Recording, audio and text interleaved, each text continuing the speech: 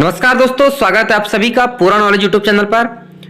दोस्तों, इस वीडियो में हम बात करेंगे भारत के संविधान से जुड़े हुए कुछ महत्वपूर्ण प्रश्न उत्तरों की, जो कि आपकी परीक्षा के लिए बहुत ज्यादा उपयोगी है। क्योंकि हर एग्जाम में वो मध्य प्रदेश प्रोफेशनल बोर्ड की एग्जाम हो या सेंट्रल जॉब की एग्जाम हो, हर एग्जाम में संविधान से जुड़े हुए लगभग 5 क्वेश्चन हमेशा पूछता ही पूछता है। तो दोस्तों, यह वीडियो आपके लिए बहुत ज्यादा इंपॉर्टेंट होने वाला है, तो वीडियो में आखिर तक के बने रहिए और वीडियो को ध्यान से देखिए। और जो कोई भी चैनल पर नया हो, प्लीज चैनल को सब्सक्राइब कर लीजिए। ठीक है, वीडियो को शुरू करते हैं। दोस्तों, पहला प्रश्न है, वर्तमान में संविधान में शिक्षा को कौन सी सूची में रखा गया है? संविधान में शिक्षा को कौन सी सूची में रखा गया है? तो समवर्ती सूची में, है ना। शिक्षा के बारे में आपको समवर्ती सूची में पढ़ने को मिल जाएगा या देखने मिल जाएगा। भारतीय संविधान की समवर्ती सूची में शिक्षा का उल्लेख है। अगला प्रश्न है कि किस अनुच्छेद का उपयोग करके भारत के राष्ट्रपति वित्तीय आपातकाल को घोषित कर सकते हैं? यदि भारत ने वित्तीय आपातकाल घोषित करना है तो भारत के राष्ट्रपति है वह किस अनुच्छेद का उपयोग करेंगे? तो अनुच्छेद क्रमांक 360 का। अनुच्छेद क्रमांक 360 का उपयोग करके भारत के राष्ट्रपति द्वारा वित्तीय आपातकाल घोषित किया जा सकता है। दोस्तों, अगला प्रश्न है, संशोधनों में किसे भारत का लघु संविधान भी कहा जाता है? संविधान संशोधनों में किसे भारत का लघु संविधान कहा जाता है? तो 42वां संशोधन, 42वें संशोधन को भारत का लघु संविधान भी कहा जाता है ना। याद रखना है अपने को। दोस्तों, अगला प्रश्न है कि भारतीय संविधान का अनुच्छेद क्रमांक 60 क्या दर्शाता है? यहां पर अनुच्छेद क्रमांक 60 नहीं लिखा हुआ है, लेकिन मैं आपको बता रहा हूं कि भारतीय संविधान का अनुच्छेद क्रमांक 60 क्या दर्शाता है। तो वह दर्शाता है राष्ट्रपति की शपथ को, है ना। राष्ट्रपति की शपथ का उल्लेख है अनुच्छेद क्रमांक 60 में, याद रखना है। देखिए, अगला प्रश्न बहुत इंपॉर्टेंट है कि भारतीय संविधान का पहला संशोधन किस वर्ष में हुआ था? भारतीय संविधान का पहला संविधान संशोधन किस वर्ष में हुआ था? तो 1951 में, है ना। संविधान निर्माण होने के बाद में पहला संविधान संशोधन हुआ था 1951 में। दोस्तों, अगला प्रश्न बनता है कि सिक्किम को किस वर्ष राज्य का दर्जा दिया गया था? सिक्किम को किस वर्ष राज्य का दर्जा दिया गया था?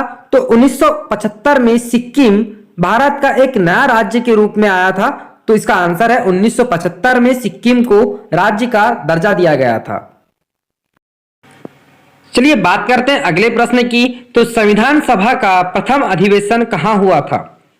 संविधान सभा का प्रथम अधिवेशन कहां हुआ था? तो दिल्ली में, है ना। याद रखना कि संविधान सभा का प्रथम अधिवेशन दिल्ली में हुआ था। संविधान सभा के कितने उपस्थित सदस्यों ने संविधान पर हस्ताक्षर किए थे?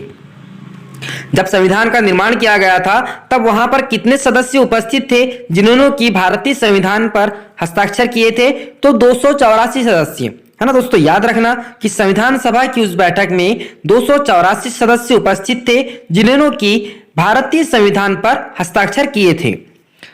अगला प्रश्न है, भाषा के आधार पर राज्यों का पुनर्गठन कब किया गया था? भाषा के आधार पर राज्यों का पुनर्गठन कब किया गया था? तो 1956 में, है ना। 1956 में भाषा के आधार पर राज्यों का पुनर्गठन किया गया था और सबसे पहले पुनर्गठन हुआ था आंध्र प्रदेश का। और एक प्रश्न बनता है कि मध्य प्रदेश का पुनर्गठन किस आधार पर हुआ था? तो उसका उत्तर भी भाषा के आधार पर ही है। दोस्तों, आपकी एग्जाम में क्वेश्चन बन सकता है कि मध्य प्रदेश का पुनर्गठन किस आधार पर किया गया था? तो भाषा के आधार पर, है ना। याद रखना। नेक्स्ट क्वेश्चन है, मार्ले मिंटो सुधार बिल किस वर्ष में पारित किया गया था? मार्ले मिंटो सुधार बिल किस वर्ष में पारित किया गया था? तो 1909 में, है ना। मार्ले मिंटो सुधार बिल 1909 में पारित किया गया था। अगला प्रश्न है, किस देश से भारतीय संविधान में लिखित संविधान के रूप को प्राप्त किया? यह किस देश से लिया गया है जो कि एक लिखित संविधान? तो यह लिया गया है यूएस, अमेरिका से। अमेरिका से भारतीय संविधान में लिखित संविधान के रूप को प्राप्त किया गया है। आप सभी जानते हैं कि बहुत से अन्य देशों से मिलकर के कुछ लेकर के भारतीय संविधान का निर्माण किया गया है। जैसे समवर्ती सूची ऑस्ट्रेलिया से हो गया, पार्लियामेंट इंग्लैंड से हो गया। ठीक है दोस्तों, इस प्रकार से भारतीय संविधान का निर्माण हुआ था। अगला प्रश्न बनता है कि बलवंत राय मेहता समिति का गठन किसके आधार पर किया गया था? बलवंत राय मेहता समिति, समितियां अक्सर एग्जाम में पूछता है। बलवंत राय मेहता समिति का गठन किसके आधार पर किया गया था? तो पंचायती राज व्यवस्था से, पंचायती राज व्यवस्था से बलवंत राय मेहता समिति का गठन किया गया था। अगला प्रश्न बनता है बलवंत राय, ये क्वेश्चन मैंने आपको बता दिया है कि बलवंत राय मेहता समिति का गठन किसके आधार पर किया गया था? तो पंचायती राज व्यवस्था से, है ना। अब अगला प्रश्न है कि संविधान सभा की कुल कितनी बैठक हुई थी? संविधान सभा की कुल कितनी बैठक हुई थी? तो 105 बैठक। दोस्तों याद रखना, संविधान सभा की कुल 105 बैठक हुई थी। संविधान को कितने लोगों ने मिलकर लिखा था? संविधान को कितने लोगों ने मिलकर लिखा था? तो 389, है ना। 389 लोगों ने संविधान को मिलकर के लिखा था। और अगला प्रश्न है कि संविधान को किसने लिखा था? 389 लोगों में यदि नाम आता है, क्वेश्चन बनता है कि संविधान को किसने लिखा था? तो प्रेम बिहारी नारायण रायजादा ने। कुल 389 लोगों ने मिलकर तो लिखा था, लेकिन यदि क्वेश्चन बनता है कि संविधान को किसने लिखा था, स्पेशली नाम यदि आएगा, तो उसका आंसर क्या आएगा? प्रेम बिहारी नारायण रायजादा ने संविधान को लिखा था। देखिए, अब क्वेश्चन बनता है कि भाषा के आधार पर गठित भारत का पहला राज्य का क्या नाम है? मैंने आपको इससे पहले वाले क्वेश्चन में बताया था कि भाषा के आधार पर सबसे पहले किस राज्य का गठन किया गया था? तो इसका उत्तर आएगा आंध्र प्रदेश, है ना। भाषा के आधार पर गठित भारत का पहला राज्य का नाम है आंध्र प्रदेश। दोस्तों अगला प्रश्न, 74वें संविधान संशोधन अधिनियम द्वारा भारतीय संविधान में कौन सी अनुसूची जोड़ी गई है? 74वें संविधान संशोधन अधिनियम द्वारा भारतीय संविधान में किस अनुसूची को जोड़ा गया है? तो वह है 12वीं अनुसूची। 12वीं अनुसूची में भारतीय भाषाओं का उल्लेख मिलता है। तो 74वें संविधान संशोधन अधिनियम द्वारा भारतीय संविधान में 12वीं अनुसूची को जोड़ा गया है। ठीक है। अगला प्रश्न है, भीमराव अंबेडकर का संविधान सभा में निर्वाचन कहां से हुआ था? संविधान सभा निर्वाचित सभा थी, तो उसमें भीमराव अंबेडकर का निर्वाचन कहां से हुआ था? पश्चिम बंगाल से। याद रखना कि भीमराव अंबेडकर का संविधान सभा में निर्वाचन पश्चिम बंगाल राज्य से हुआ था। अगला प्रश्न है, मध्य प्रदेश राज्य का गठन कब हुआ था? मध्य प्रदेश राज्य का गठन कब हुआ था? तो 1 नवंबर 1956 को मध्य प्रदेश का गठन किया गया था, है ना। भाषा के आधार पर 1 नवंबर 1956 को मध्य प्रदेश राज्य का गठन हुआ था।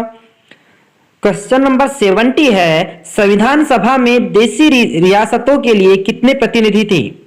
देशी रियासतों के लिए संविधान सभा में कितने प्रतिनिधि थे?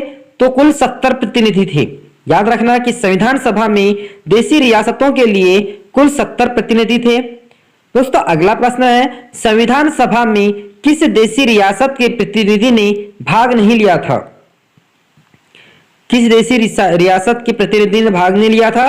तो हैदराबाद के प्रतिनिधि ने भाग नहीं लिया था, है ना। याद रखना कि संविधान सभा में हैदराबाद के प्रतिनिधि ने भाग नहीं लिया था। दोस्तों अगला प्रश्न है, 1936 में किस व्यक्ति ने वयस्क मताधिकार के आधार पर संविधान सभा के गठन की मांग की थी? संविधान सभा के गठन की मांग किसने की थी वयस्क मताधिकार के आधार पर? तो इसका उत्तर होगा पंडित जवाहरलाल नेहरू ने। पंडित जवाहरलाल नेहरू ने 1936 में वयस्क मत के अधिकार पर संविधान सभा के गठन की मांग की थी। ठीक है दोस्तों, मैं भी आप ही के जैसे एक तैयारी करने वाला स्टूडेंट हूं। मुझे मेरे कमेंट में सर कह के कहते हैं, तो मैं आपसे रिक्वेस्ट करता हूं कि प्लीज मुझे सर मत कहो, क्या मुझे भैया कह सकते हो, भाई कह सकते हो। यदि आप मुझसे बड़े हो तो आप मेरे चैनल के नाम से मुझसे बात कर सकते हैं। ठीक है दोस्तों, सर बिल्कुल ना बोलिए, बिल्कुल अच्छा नहीं लगता है, क्योंकि यह सारी चीजें मैं खुद स्टडी कर रहा हूं और यह आपके साथ में शेयर कर रहा हूं। ठीक है, अगला प्रश्न बनता है कि संविधान के गठन की मांग सर्वप्रथम 1895 में किसके द्वारा प्रस्तुत की गई थी? संविधान के गठन की मांग सर्वप्रथम 1895 में यह मांग की गई थी, लेकिन किसके द्वारा प्रस्तुत की गई थी? तो बाल गंगाधर तिलक द्वारा। संविधान के गठन की मांग सर्वप्रथम किसने किया था? बाल गंगाधर तिलक ने। कब किया था? तो 1895 में, है ना। संविधान के किस अनुच्छेद में हिंदी भाषा के विकास के लिए निर्देश दिया गया है? हिंदी भाषा के विकास के लिए निर्देश दिया गया है तो अनुच्छेद क्रमांक 351 में। अनुच्छेद क्रमांक 351 में हिंदी भाषा के विकास के लिए निर्देश दिए गए हैं। चलिए अगला प्रश्न है कि भारतीय संविधान में राष्ट्रपति के चुनाव की प्रणाली किस देश से ली गई है? राष्ट्रपति के चुनाव की प्रणाली किस देश से ली गई है? तो यह है आयरलैंड से। आयरलैंड से भारतीय संविधान में राष्ट्रपति के चुनाव की प्रणाली ली गई है। जैसा कि मैंने आपको इससे क्वेश्चन में पहले बताया था कि भारतीय संविधान में समवर्ती सूची किसके संविधान से ली गई है? तो ऑस्ट्रेलिया से, है ना। और पंचायती राज की व्यवस्था समवर्ती सूची में ही है और यह सूची ऑस्ट्रेलिया से ली गई है। दोस्तों याद रखना, समवर्ती सूची बहुत इंपॉर्टेंट है। यह अक्सर एग्जाम में पूछता है कि कहां से ली गई है और इसकी विशेषताएं पूछता है कि समवर्ती सूची के बारे में बहुत से क्वेश्चन बनते हैं। तो क्वेश्चन है हमारे पास में कि समवर्ती सूची किसके संविधान से ली गई है? तो ऑस्ट्रेलिया के संविधान से। मंत्रिमंडल शब्द का उल्लेख किस अनुच्छेद में है? मंत्रिमंडल, केंद्रीय मंत्रिमंडल या राज्य जो भी मंत्रिमंडल होते हैं, तो इसका उल्लेख किस अनुच्छेद में है? तो अनुच्छेद क्रमांक 352 में, है ना। अनुच्छेद क्रमांक 352 में मंत्रिमंडल शब्द का उल्लेख किया गया है। दोस्तों अगला प्रश्न है कि शोषण के विरुद्ध अधिकार किस अनुच्छेद के अंतर्गत आता है? शोषण के विरुद्ध अधिकार किस अनुच्छेद के अंतर्गत आता है? तो अनुच्छेद क्रमांक 23 और 24 में शोषण के विरुद्ध के अधिकार का उल्लेख किया गया है ना। शोषण के विरुद्ध अधिकार आप सभी जानते हैं इसकी व्याख्या। तो यह किस अनुच्छेद के अंतर्गत आता है? तो अनुच्छेद क्रमांक 23 और 24 के अंतर्गत। भारत का राष्ट्रपति किस अनुच्छेद के अंतर्गत आता है? भारत का राष्ट्रपति किस अनुच्छेद के अंतर्गत आता है? तो अनुच्छेद क्रमांक 52 में भारत के राष्ट्रपति के पद का प्रावधान रखा गया है ना। याद रखना कि और कार्यपालिका शक्ति है अनुच्छेद क्रमांक 54 में। तो दोस्तों भारत के राष्ट्रपति के पद का प्रावधान है अनुच्छेद 52 में। देखो राष्ट्रपति डायरेक्टली हो सकता है कि राष्ट्रपति के पद का प्रावधान किस अनुच्छेद में है, यह भी पूछ सकता है। या भारत का राष्ट्रपति किस अनुच्छेद के अंतर्गत आता है, यह भी पूछ सकता है। क्योंकि अनुच्छेद क्रमांक 52, 54, 55 और 61, 62, 63, 64 इन सभी अनुच्छेद क्रमांक में भारत के राष्ट्रपति के बारे में उल्लेख है। ठीक है, याद रखना अनुच्छेद क्रमांक 52 में स्पेशली भारत के राष्ट्रपति के पद का प्रावधान है। दोस्तों अगला प्रश्न है कि महाभियोग की प्रक्रिया किस अनुच्छेद में है? महाभियोग की प्रक्रिया किस अनुच्छेद में है? तो अनुच्छेद क्रमांक 61 का जो अनुच्छेद के भाग होते हैं उसमें महाभियोग की प्रक्रिया का उल्लेख है। अगला प्रश्न है भारतीय संविधान के किस संशोधन अधिनियम द्वारा पंचायती राज व्यवस्था को संवैधानिक दर्जा दिया गया? पंचायती राज व्यवस्था को किस संविधान संशोधन अधिनियम के द्वारा दर्जा दिया गया है? तो 73वें संविधान संशोधन में पंचायती राज व्यवस्था को संवैधानिक दर्जा दिया गया है ना। भारतीय संविधान के 73वें संविधान संशोधन में पंचायती राज व्यवस्था को संवैधानिक दर्जा दिया गया है। संविधान की समिति में कुल कितने सदस्य थे? संविधान समिति का जो निर्माण किया गया था तो कुल कितने सदस्य थे? 7 सदस्य। याद रखना कि संविधान की समिति में कुल 7 सदस्य थे। दोस्तों अगला प्रश्न है अनुच्छेद क्रमांक 356 का संबंध किससे है? अनुच्छेद 356 का संबंध किससे है? तो राष्ट्रपति शासन से। राष्ट्रपति शासन की व्याख्या जानते हैं। राष्ट्रपति शासन यदि किसी राज्य में मुख्यमंत्री या तो मुख्यमंत्री का पद खाली हो जाता है या किसी आपातकाल में राष्ट्रपति शासन लगता है, जो कि मध्य प्रदेश में सर्वप्रथम 1977 में लगा था और अब तक कुल 3 बार लग चुका है राष्ट्रपति शासन, है ना। तो राष्ट्रपति शासन का उल्लेख किस अनुच्छेद में है? तो अनुच्छेद क्रमांक 356 में। नेक्स्ट क्वेश्चन है राज्य लोक सेवा आयोग के सदस्यों की नियुक्ति कौन करता है? राज्य लोक सेवा आयोग के सदस्यों की नियुक्ति कौन करता है? तो राज्यपाल करता है ना। राज्यपाल के द्वारा राज्य लोक सेवा आयोग के सदस्यों की नियुक्ति की जाती है। दोस्तों अगला प्रश्न बनता है कि वित्त आयोग की नियुक्ति कौन करता है? वित्त आयोग की नियुक्ति तो कौन करता है? राष्ट्रपति। राष्ट्रपति के द्वारा वित्त आयोग की नियुक्ति की जाती है। ये क्वेश्चन भी बहुत इंपॉर्टेंट है कि पिट्स इंडिया एक्ट कब अस्तित्व में आया है? पिट्स इंडिया एक्ट कब अस्तित्व में आया? तो 1784 में।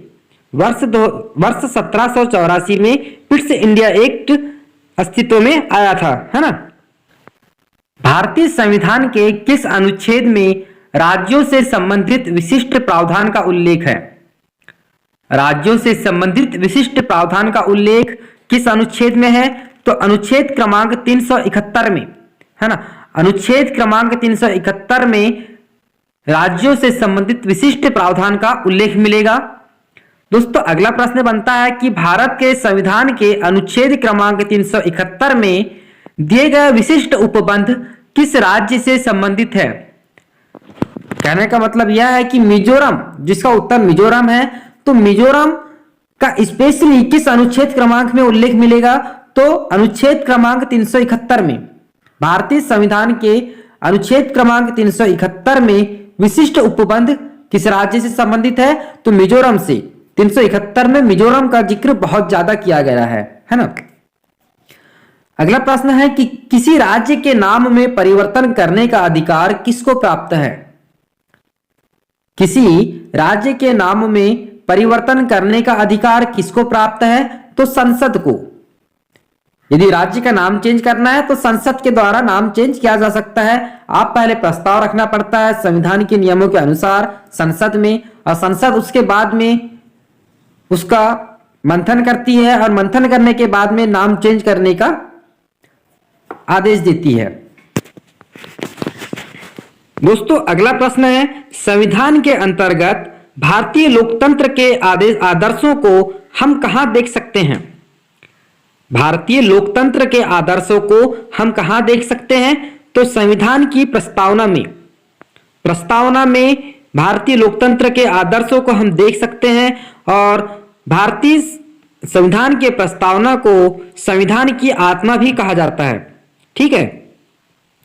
अगला प्रश्न है कि भारत की संप्रभुता किसमें निहित है? संप्रभुता किसमें निहित है? तो भारत की जनता में। भारत की संप्रभुता किसमें निहित है? भारत की जनता में।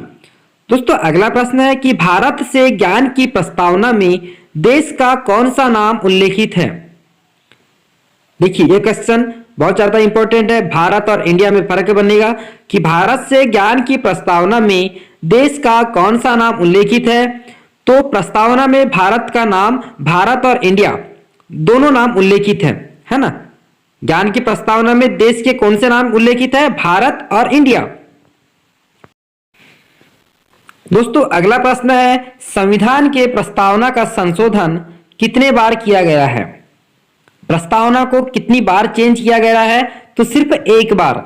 संविधान की प्रस्तावना सिर्फ एक बार परिवर्तित हुई है। इसका उत्तर एक बार है कि संविधान के प्रस्तावना का संशोधन कितने बार किया गया है? तो एक बार। भारतीय संविधान की प्रस्तावना में धर्मनिरपेक्ष शब्द कहां से जोड़ा गया है या किस संविधान संशोधन में जोड़ा गया है? धर्मनिरपेक्ष। भारत एक धर्मनिरपेक्ष राज्य है, आप सभी जानते हैं। यह डॉक्टर भीमराव अंबेडकर जी के द्वारा गठित किया गया संविधान में सबसे इंपॉर्टेंट पॉइंट है कि भारत एक धर्मनिरपेक्ष राज्य है। तो यह किस संविधान संशोधन में जोड़ा गया है? तो 42वें संशोधन में, है ना। इसका उत्तर होगा 42वें संशोधन में धर्मनिरपेक्ष शब्द भारतीय संविधान में जोड़ा गया है। सीमा में परिवर्तन करने का अधिकार किसको है? किसी राज्य की सीमा हो, किसी गांव की सीमा हो, किसी शहर की सीमा हो, तो सीमा में परिवर्तन करने का अधिकार किसको है? तो संसद को। दोस्तों एक स्पेशली बात बता दूं कि किसी भी शहर के, राज्य के, गांव का नाम चेंज करना है तो यह सबका अधिकार संसद के पास में है। ठीक है। सीमा में परिवर्तन करने का अधिकार भी संसद के पास में ही होता है। नेक्स्ट क्वेश्चन है कि 500 से अधिक देशी रियासतों को भारत में जोड़ने वाला कौन था जिसने अखंड भारत का निर्माण किया है? अखंड भारत का निर्माण किसने किया है और निर्माण करते समय उन्होंने कितनी देशी रियासतों को भारत में जोड़ा था? तो दोस्तों सरदार वल्लभ भाई पटेल ने कुल 500 से अधिक देशी रियासतों को भारत में जोड़ने का काम किया था और अखंड भारत का निर्माण किया था। याद रखना, बहुत इंपॉर्टेंट क्वेश्चन है कि अखंड भारत का निर्माण किसने किया था? तो सरदार वल्लभ भाई पटेल ने। और कितनी देशी रियासतों को भारत में जोड़ा गया था? तो कुल 500 देशी रियासतों को भारत में जोड़ा गया था। संविधान को बनाने में कितना पैसा खर्च हुआ था? संविधान को बनाने में कितना पैसा खर्च हुआ था? तो 63,96,729 रुपए। दोस्तों याद रखो, इंपॉर्टेंट पॉइंट है, 63,96,729 रुपए का खर्च भारतीय संविधान के निर्माण में हुआ था, है ना। यह जो राशि है 63,96,729 यह लिखित में राशि है और अन्य खर्च और अलग से हुआ था, लेकिन जो लिखित में है वह है 63,96,729 रुपए। भारतीय संविधान में कुल कितने मौलिक कर्तव्य है? मौलिक कर्तव्य कितने हैं? तो 11 मौलिक कर्तव्य है। ठीक है दोस्तों, याद रखना कि भारतीय संविधान में कुल 11 मौलिक कर्तव्य है। उसी प्रकार भारतीय संविधान के कानून में कुल कितनी धाराएं हैं? तो कानूनी धाराएं कितनी है? 511। भारतीय संविधान के कानून में कुल 511 धाराएं हैं। ठीक है दोस्तों, इससे पहले में मेरे चैनल पे आप जाकर के देखना, एक वीडियो आपको मिल जाएगा भारतीय संविधान पार्ट 1 का और यह भारतीय संविधान पार्ट 2 का। ये दोनों वीडियो में से आपको संविधान के बहुत से क्वेश्चन क्लियर हो जाएंगे और उम्मीद है कि आप इन दोनों वीडियो को बहुत अच्छे तरीके से वॉच भी करेंगे और समझेंगे भी। ठीक है दोस्तों, यदि आपको वीडियो अच्छी लगी है तो प्लीज वीडियो को लाइक कर दीजिए और चैनल को सब्सक्राइब तो बिल्कुल ही करिएगा, क्योंकि चैनल को सब्सक्राइब करना बिल्कुल फ्री होता है। और चैनल सब्सक्राइब करने के बाद में बेल आइकन को प्रेस करना बिल्कुल नहीं भूलना, क्योंकि ऐसे ही मैं अन्य वीडियो लेकर के जब भी आऊं तो उसकी नोटिफिकेशन और वह वीडियो आप तक के बहुत इजीली पहुंच सके। ठीक है दोस्तों, मिलते हैं अपने अगले वीडियो में। जय हिंद।